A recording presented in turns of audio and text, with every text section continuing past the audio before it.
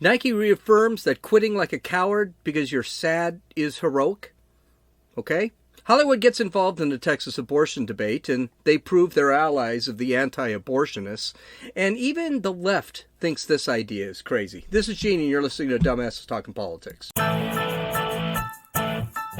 Hey, this is Gene. Happy Rosh Hashanah. I was going to take this day off. I was going to take this week off to celebrate with my Jewish friends. But I'm a Catholic, so that's not really going to work out. So here I am. Okay, so let's talk about quitting and how it's actually a good thing to quit, even if you're making millions of dollars. Naomi Osaka, the tennis star who won a couple of majors in the last 2 years, has said after getting her ass kicked in a match and throwing her temper tantrum and her tennis racket, that she was going to take a hiatus from tennis. During the match, which she lost, she threw a racket, started yelling, and then she said of that to the press afterward, quote, "I'm really sorry about that. I'm not really sure why I was telling myself to be calm, but I feel like maybe there was a boiling point. Like, normally I feel like I like challenges, but recently I feel very anxious when things don't go my way. And I feel like you can feel that I was kind of like a little kid." Well, yes, you were, and that's pretty much what everyone goes through. When things don't go their way, they feel kind of anxious. And sometimes we do throw things when we feel anxious. We'll throw pots, pans, balls, dogs, everything to kind of cure that anxiety. But, you're supposed to be a professional athlete, and that's not really something you're supposed to do.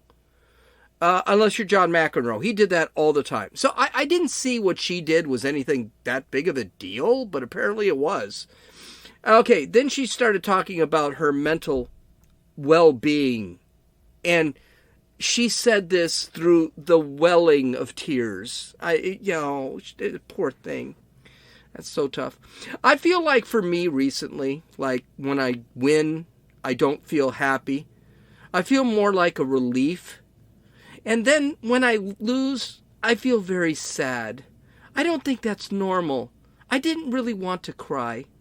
Basically, I feel like I'm kind of at this point where I'm trying to figure out what I want to do. And I honestly don't know when I'm going to play my next tennis match. But I think I'm going to take a break from playing for a while. Oh my God. I'm sorry. I am welling up with tears. That poor thing. Yeah, guess what she's going to end up doing? Yeah, she'll take off from tennis for a little bit, and then when she's only down to $150 million in the bank, trust me, she'll be right back on the tennis court. This is such garbage. Listen, okay, let me give her a little bit of a break.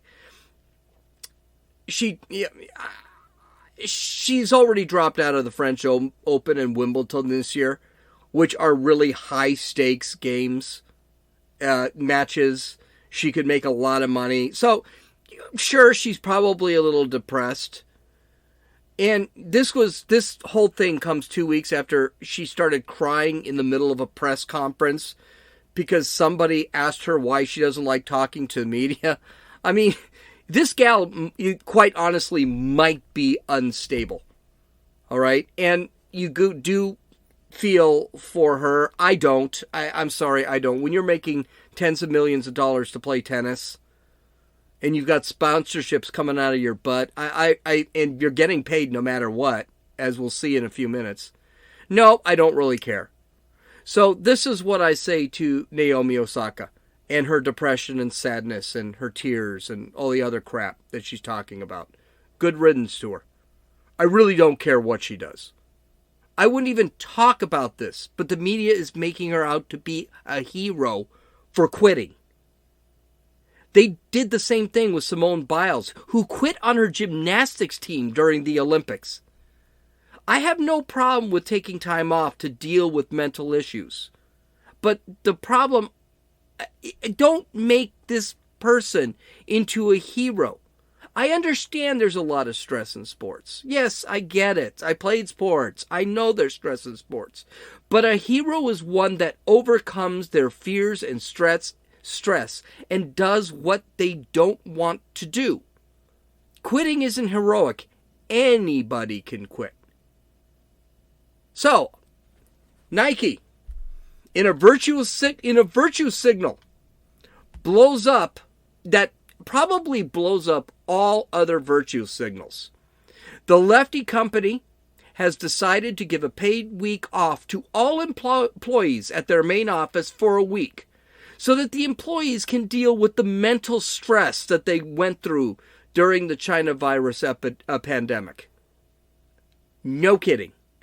So they're going to give these folks a week off because they just took a year off. Nike's senior manager of global marketing science, Matt Marazzo, stated in a LinkedIn post, quote, "In just about an hour, teams at Nike will start closing their laptops for our regular summer Friday hours. But today is extra special. Nike HQ is also powering down for a full week off starting next Monday. Our senior leaders are all sending a clear message. Take the time to unwind, de-stress, and spend time with your loved ones. Do not work. It's times like that. I'm so grateful to be part of this team." By the way, a little FYI, if it's the headquarters, I guarantee you, if some job isn't done by next Monday, you better believe that someone's getting chewed out. And I'm pretty sure there will be some stress. Okay, where am I? Okay, here it is. In a year or two, unlike any other, taking time for rest and recovery is key to performing well and staying sane. This past year has been rough. We're all human and living through a traumatic event. But I'm hopeful that the empathy and grace we continue to show our teammates will have positive impact on the culture of work moving forward. It's not just a week off for the team. It's an acknowledgement that we can prioritize mental health and still get work done. Support your people. It's good business, but it's also the right thing to do. Okay, whatever. How do I know this is a virtue signal? Because the left-wing Nike actually sponsors both Naomi Osaka and Simone Biles. Go figure. They need to keep these gals, who they spent millions of dollars on, by the way, they need to keep these gals into heroes. Because they've already blown all their money on them. Okay. So, the celebrities in Hollywood, they seem really upset about this new abortion law in Texas. Now, a lot of people are calling this abortion law an abortion ban. It technically isn't. Just to review, the Texas has a law now that is fully active that would make doctors civilly liable for committing abortion. Both the lower courts and the Supreme Court refused to hear the case because of some legal snafu. Some paperwork wasn't turned in, and the Supreme Court said, listen, do your job, and then you can turn in the paperwork and we'll hear it. So this law went into effect last week. Now, so far, there have not been any lawsuits filed, so there really is no way to challenge this law at this point. But the reality is this law is probably going to challenge Roe versus Wade, and if the courts showed anything, right now it looks like it would be a 5-4 overturning of Roe versus Wade, because that's essentially where this is going. This has been a real gut punch for the left, and I'm not really sure why. They keep saying that abortion is constitutional, but they're afraid Roe versus Wade is going to get overturned, and then we're going to have abortion banned. A couple of things with that. First off, if this is constitutional, you shouldn't have to worry about it. Do you know why they worry about it? Because it's not constitutional. Abortion's not mentioned in the Constitution. Has nothing to do with it, and Roe versus Wade is a crap law. It's a crap ruling.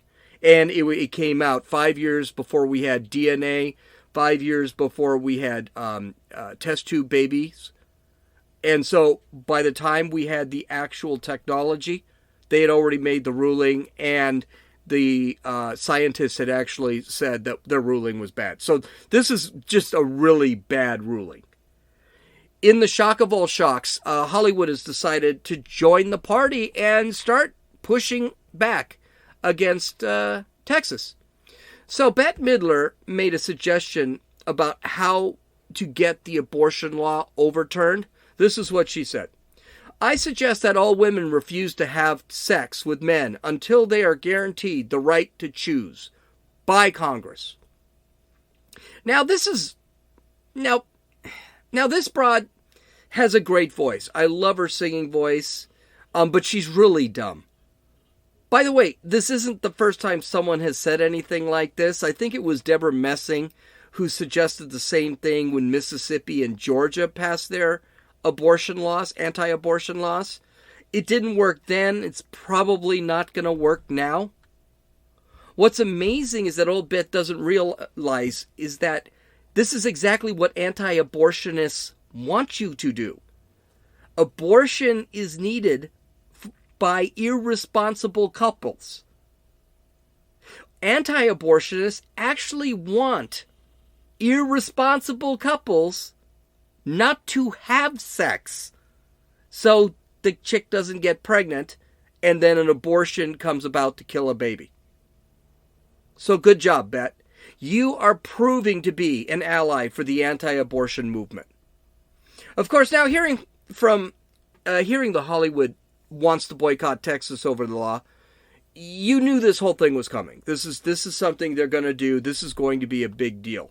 All right. And by the way, I think I've said this before, the overturning of Roe versus Wade is not going to end abortion.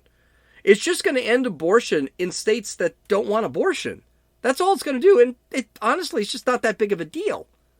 California, New York, Massachusetts, they're not going to, Washington, Oregon, they're not going to end abortions.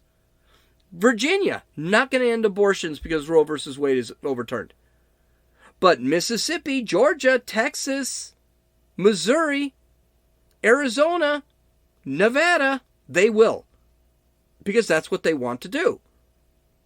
Because unlike what Josie says, and she's here, I'm waiting for her to come in here and start arguing, but she won't. Abortion is genocide. It's a horrid thing. But that doesn't matter. I'm digressing a little bit. So Patricia Arquette is another one, who, by the way, hasn't done a good movie in 20 years. And then the last movie she did that was good, she had literally 7 minutes in it. So I'm not exactly sure why she's even listed. It is not over. We will not rest. We will not stop until women have full equal rights in every state in America. They actually already do. They just can't kill babies. We will boycott you. We will out-organize you. We will strike you. We will win your seats of power from you. I actually think she should take any role, no matter where it's filmed, even in Texas. Losers can't be choosers. But that was a kind of a weird statement. And here's the other thing she doesn't quite understand. Most people in Texas don't want Hollywood in there because they think they're all nuts. So that's a thing. Pink, whose music I like, but she hasn't done a good song in probably 4 years, tweeted, quote, I stand in solidarity with the people of Texas who, as of today, face an extreme 6-week abortion ban.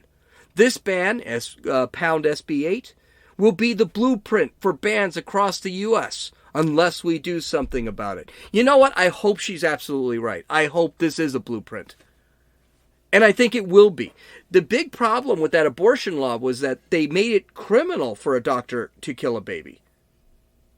This one doesn't do that, which is why the courts are a little touchy about it. The courts are basically saying, no, you can be sued. That doesn't mean you're going to go to jail.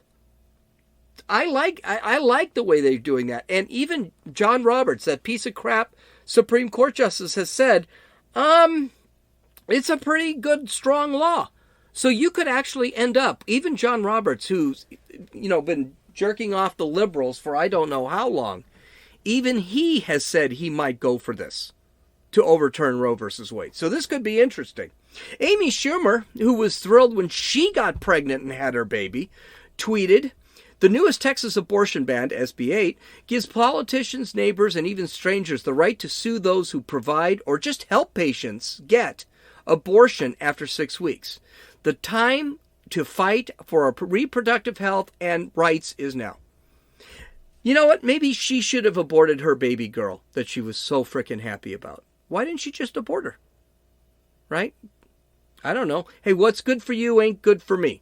This is a problem with the left. The left usually does the absolute opposite of what they want others to do. And it's good for Amy Schumer that she's rich.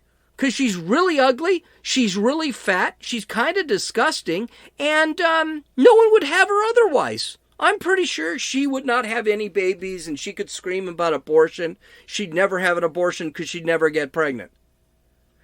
Okay, one more. Oh no, couple more. Another rocket scientist, Alyssa Milano, she tweeted, "Let's stop calling it anti-abortion law and call it what it really is, forced pregnancy." God, she's stupid. If she wasn't for a Dodger fan, there'd be no reason to follow her on Twitter. She hasn't done Josie, do you remember when Alyssa Milano did a TV show? I think it was in the 80s or 90s. She's just shaking her head. She won't talk. She wants to get out of here because my place is really hot. And I won't let her open the door because it's going to be recorded. Well, here's the story. Only forced pregnancy would be through rape or incest. That makes up less than 1% of the abortions, and I believe it's like 0.5% of the abortions are done through rape or incest. The other 99 point whatever percent of abortions are all through people who got pregnant voluntarily. If someone gets pregnant because they decide to have sex with someone, that's not forced pregnancy. You got pregnant. Period. End of story. But then Alyssa, and Josie, you can't go yet. You got to listen to this. This is great. But Alyssa really hits Texas with the hypocrisy of Texas with this powerful video tweet. Listen to this. Friendly reminder that Texas also has a law that prohibits women from owning more than 6 dildos. So, yeah. Oh, but you're allowed to own as many guns as you want. Also, how did they come up with the number 6, right? Like 5 dildos, totally fine. 7, nope. Lock her up. Lock her up for owning 7 dildos. This is all exhausting. I have to say, this must have been one of the dumbest arguments for legalizing abortion I've ever heard. First off, I'm pretty sure, I may be way off here, I'm pretty sure that nobody is enforcing the Texas law that bans 7 dildos. Also, I don't think anal sex has been banned because that's still illegal in like 40 states. But no one actually enforces the bloody law. So I would challenge Alyssa to sit back and show me one woman who's in a Texas prison or jail because she has 7 dildos. How about that?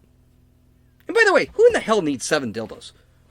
Seriously, what do you need 7 dildos for? Now, what I do like is that if you're doing a dildo, you're doing things to yourself, and that also is a anti-abortionist stance. We don't care what you use. Dildos, the things that vibrate, vibrators. You know, we don't use any of those. We don't care if you use any of those. Just don't kill your baby. I would make Alyssa an offer.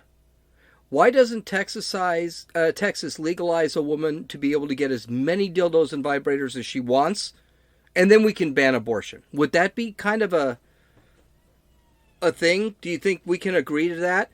Maybe release all those millions of women in prisons for having 7 dildos, and then we just legalize dildos and vibrators? I guarantee you, if every woman in Texas, pro-abortion in Texas, had a dildo and a vibrator, or 7 of each, they probably wouldn't need abortions because they'd be able to take care of themselves.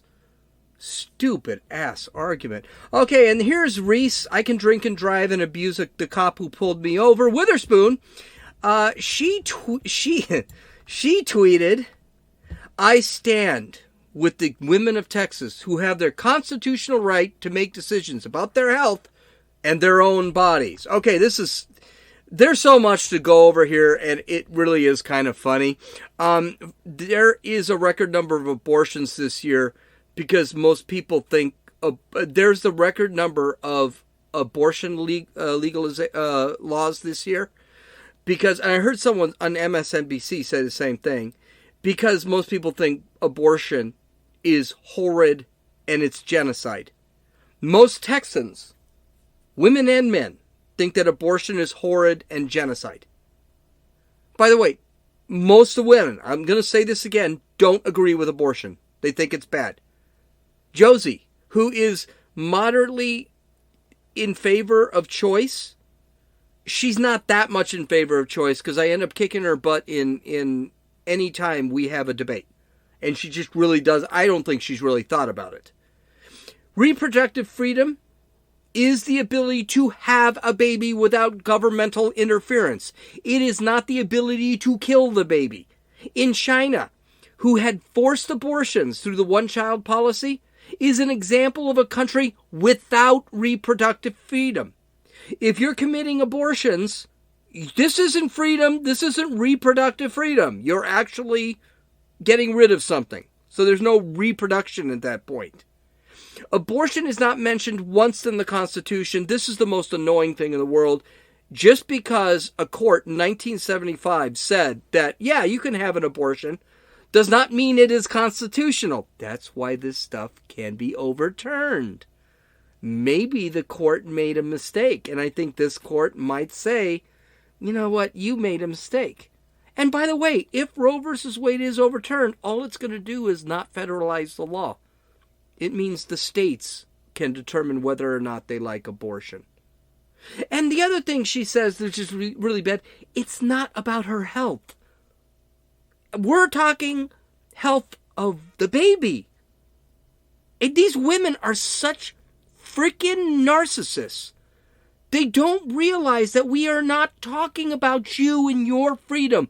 We're talking about the freedom of the child you are carrying and you voluntarily had. And it's not her body. This is scientifically proven. That fetus, about a day after conception, is actually a separate human being with its own DNA. It's a separate, independent human being. That's what anti-abortionists are concerned about.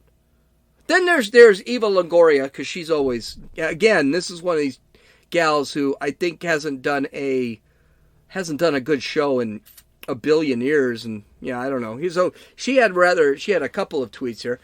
It's crazy. It's crazy to witness my home state of Texas pass our nation's most restrictive abortion laws, and in doing so, take many strides in the wrong direction. This is a blatant violation to all women, especially women of color. There we go.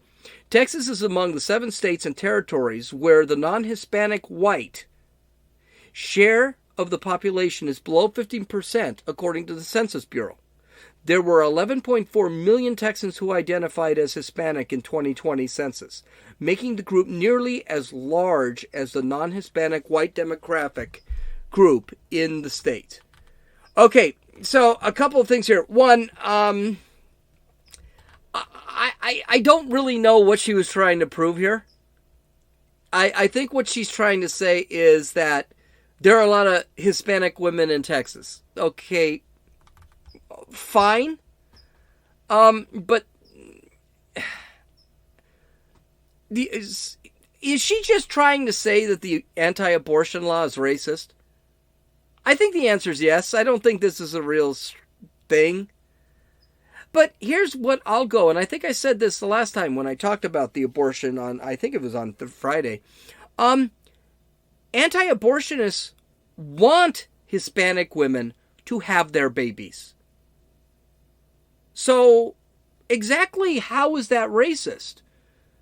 Isn't it racist to want to kill Hispanic babies?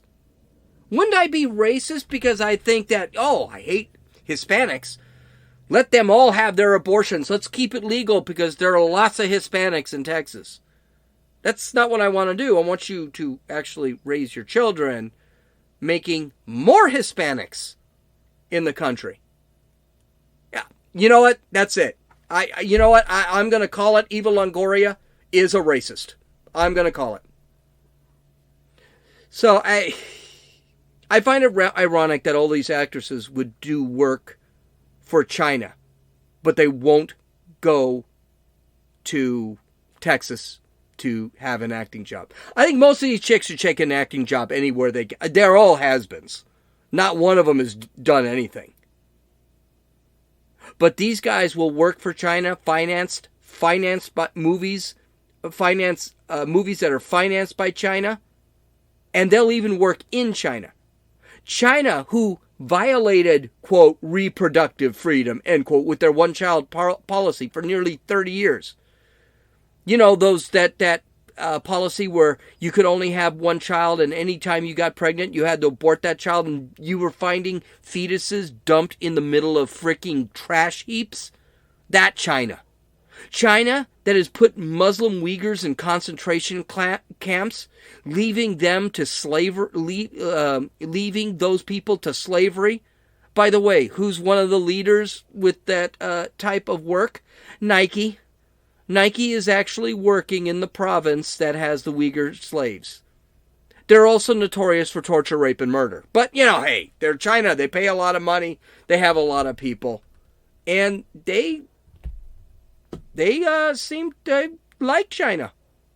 It's where they want this country to go. But what the hell are you going to do? At least they'll be able to kill babies in this country. We'll be able to kill babies in this country. Just not in Texas. So here's something that's going to work out real well. Democratic Socialist in New York, Tiffany Caban, has thrown out the idea that will probably get some traction in New York, though looking at some of the other candidates, probably not too much. She's running for city council and is considered a shoo-in for the position, which is disturbing in itself. She has proposed an idea she considers radical public safety that will push restorative justice. What is that, you might ask? How about if the victim of a violent crime has a conversation with his victimizer? Sound good to you? Nothing can go wrong there, right? She wrote a 48-page manifesto that discussed just that. So here's from that manifesto. Example of use. A person is beat up, suffers a broken rib, and is robbed of his wallet. First, his needs are heard and affirmed, and he works with trained staff to develop a services and healing plan. Then, when he is ready, he participates in restorative justice circles with the person who harmed him or their respective support systems. He asks questions and gets answers, and they develop an accountability and consequences plan. Wow. Accountability and consequences plan. What does that mean? It means no police or no prisons. No need for those. We can just have the victim and victimizer have a kumbaya session and all will be healed. So the rapist just needs to have a discussion with the raped woman and all will be healed. So the murderer just needs to have a discussion with the murder victim or whatever, and all will be healed. The pedophile just needs to have a discussion with the traumatized and explosive kid, and all will be healed. A little bit about Miss Caban, by the way. She's 34 years old. She's a socialist. She identifies as queer. I think she's queer too, but not in the way that she is trying to identify herself as. By the way, I don't know what that makes her pronouns. Is it they, them, or chi, or whatever? That wasn't mentioned in the article, and I think that article needs to be, it's from the New York Post. They're not going to change. But she practiced law for a while, but joined the Working Families Now WFN, a socialist organization that supported health care reform, raising the minimum wage, universal paid sick days, addressing student debt, progressive taxation, which means raise taxes on everybody, public education, and energy and environmental reform. Right, this is my kind of gal. Oh, yeah. The WFN was a subsidiary of ACORN, a radical domestic terrorist organization. Yay! But not the white supremacist kind, so ACORN is okay. They're good. They're not bad people. Just reading her profile, I got a couple of things out of this whole thing. First off, she's got some privilege. Yeah, she was taught at a private Catholic school. She got her BA from Penn State. She got her law degree from New York Law School. But she's a woman of color. She's Puerto Rican and she's gay. So that, I guess, eliminates any type of profile of privilege. Only white straight men have, privilege. So, yeah, she's perfect for privilege. She's a woman.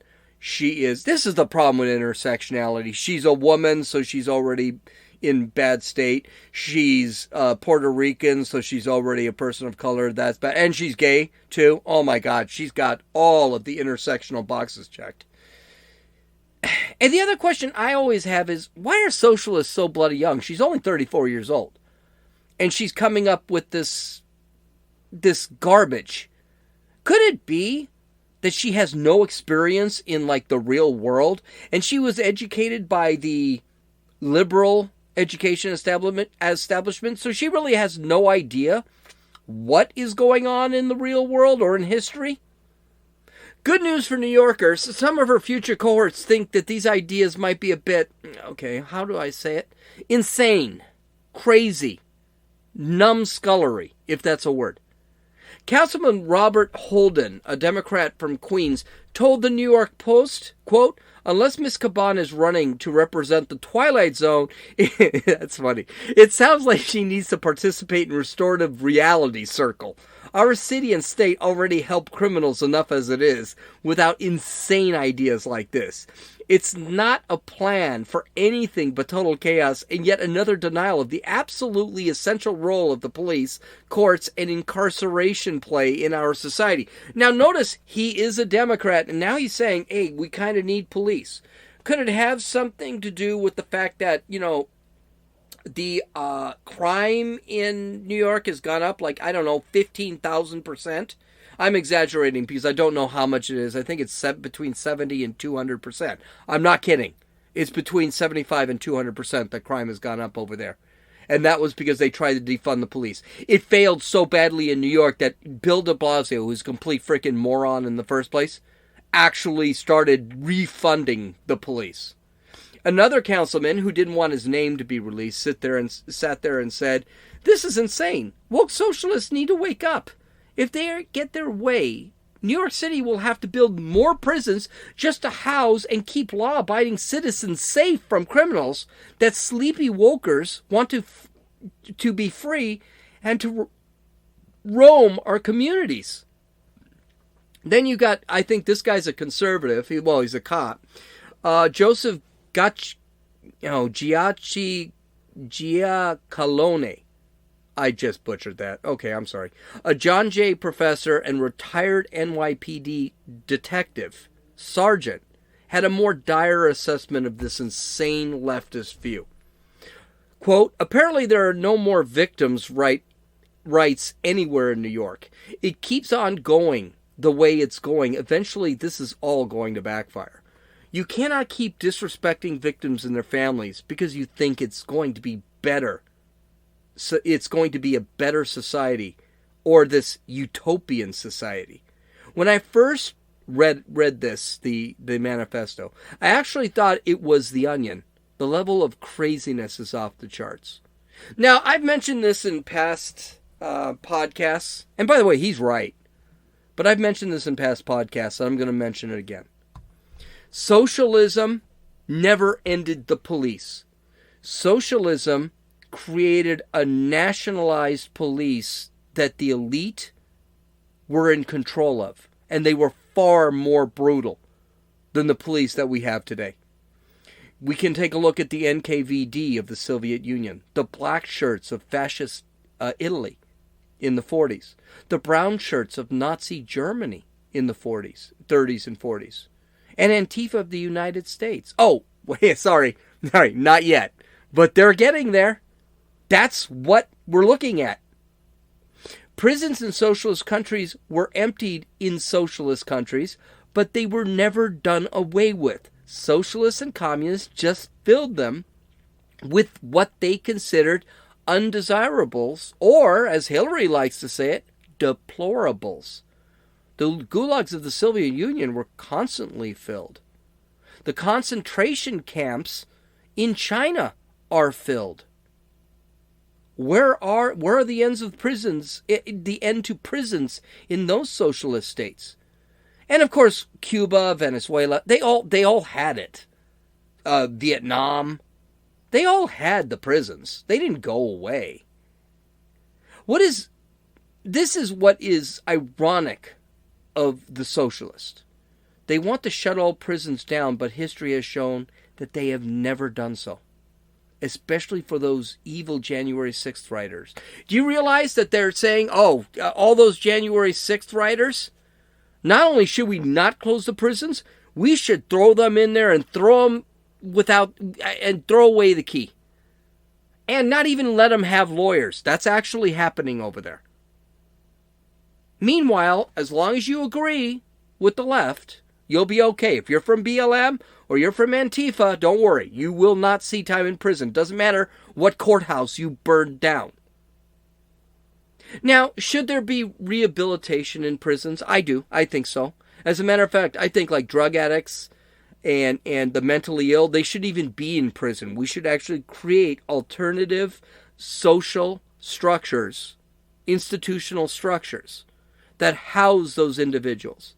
And then you've got folks like pickpockets and car thieves. These people can be rehabilitated, but the prisons have to rehabilitate those individuals.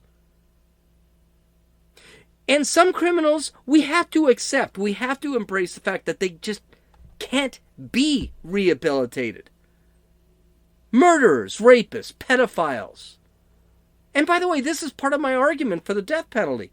These people are not going to be rehabilitated. They're not going back into society. We should not, as taxpayers, be spending money on them. Put them out of their misery. Eliminate them.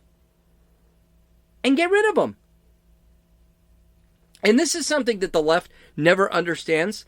Prison is not for rehabilitation. That's actually not the main point of a prison. There's a reason prisons suck.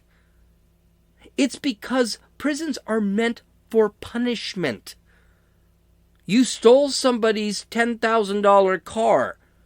You got caught. You need to serve some time behind bars in a miserable setting because that is your punishment. And I don't want to hear about how uncivilized our prison systems here are. Hey, go to Mexico. Take a look at their prison systems there. Take a look at the prison systems in Central America, South America, Africa.